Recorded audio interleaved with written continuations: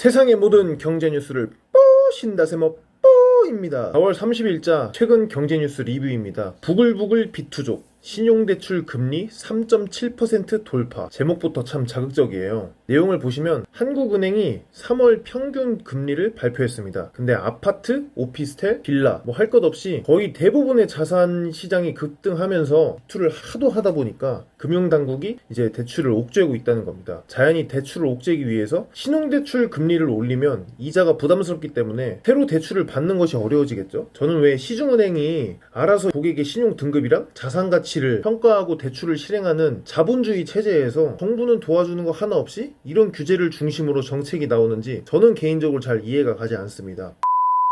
30일 한국은행이 발표한 자료에 따르면 2021년 3월 예금은행 대출 금리는 전월 대비 0.03포인트 오른 2.77%라고 합니다. 근데 이 중에서도 가장 특징적인 것이 서민이 가장 많이 이용하는 일반 신용대출이라는 거예요. 신용대출 금리는 전월 대비 0.09%포인트 오른 3.7%로 13개월 만에 최고치로 뛰어 올랐다고 합니다. 가계주택담보대출의 경우에는 0.07%포인트가 올라서 2.73%, 이는 21개월 만에 가장 높은 수치라고 합니다. 그리고 한국은행에서는 지표금리는 이제 금융시장에서 기준이 되는 금리를 뜻한다고 합니다. 지표금리가 상승했고 은행이 대출 관리를 위해서 우대 금리 등을 축소한다고 했는데 사실 정부 지금 기조가 부동산 투기를 막는다는 명분 하에 대출을 계속 축소하고 있는 상황입니다. 그러니까 서민들은 집 사기가 더욱더 어려워질 수밖에 없겠죠. 정부의 대출 조이기 정책에 따라서 대출 금리가 올랐다는 분석도 곁들였습니다. 다음은 예금은행의 금리 관련 표인데요.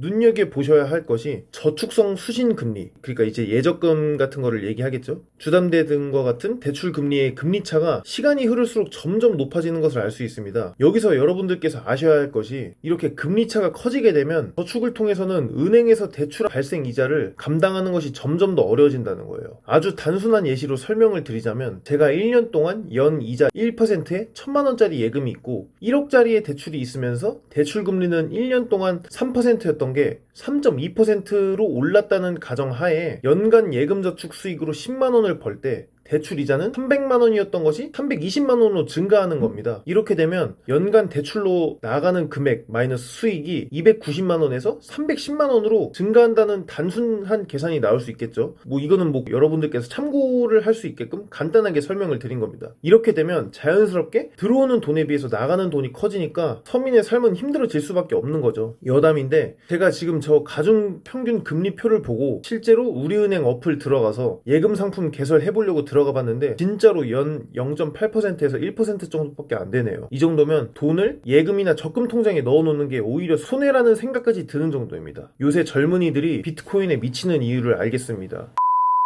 기사로 돌아와서 비은행 경우에는 금리가 제각각인데요. 비은행 예금 금리는 상호저축은행을 빼고는 전월과 비슷한 수준을 유지했고 대출 금리는 상호저축은행, 신용협동조합 경우에는 하락했지만 상호금융과 새마을금고는 0.05포인트씩 올랐다는 소식입니다. 이 뉴스를 보니까 서민들의 삶이 팍팍해진다는 것이 몸소 느껴지는 것 같습니다. 이전에 말씀드렸던 영상에서도 LTV, DSR 규제로 인해서 비주택에 대한 서민 접근성이 점점 떨어지고 있다고 했는데 이처럼 열악한 상황을 극복할 수 있도록 서민들의 실거주에 무리가 가지 않는 정책 마련에 힘을 써야 되겠다라는 생각이 듭니다. 이것으로 오늘 세모 경제 뉴스를 마감하겠습니다.